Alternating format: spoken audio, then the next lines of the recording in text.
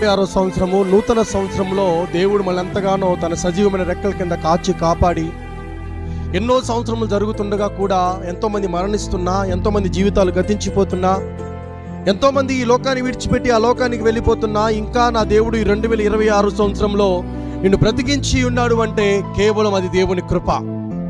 అందుకే ప్రకటన గ్రంథంలో ఒక మాట రాయబడి ఉంది, ఇదిగో నీ ఎదుట నేను తలుపులు తీసి ఉన్నాను, దాన్ని ఎవడు కూడా వేయనేరడు. ఈ నూతనమైన సంవత్సరంలో దేవునికి ఒక వాగ్దానం ఇస్తున్నాడు. నీ ఎదుట ఆయన ఒక తలుపు తెరిచి ఉన్నాడు, దాన్ని ఎవరు కూడా మూయలేరు. నేనంటాను, పండగలు మారిపోతున్నాయి, ఎన్నో పండగలు మన జీవితంలో వచ్చి వెళ్ళిపోతున్నాయి, నూతనమైన సంవత్సరాలు ఎన్నెన్నో మన జీవితం నుంచి వెళ్ళిపోతున్నాయి. ఇప్పటికైనా నా దేవుడు అంటున్నాడు, ఈ 2026 సంవత్సరంలో ఒక తీర్మానం తీసుకోవాలి మనం దేవుని పక్షముగా. అయ్యా, నీతో కలిసి జీవిస్తానయ్యా, నీతో కలిసి నడుస్తానయ్యా, నా జీవితాన్ని నీ చేతిలో పెడతాను.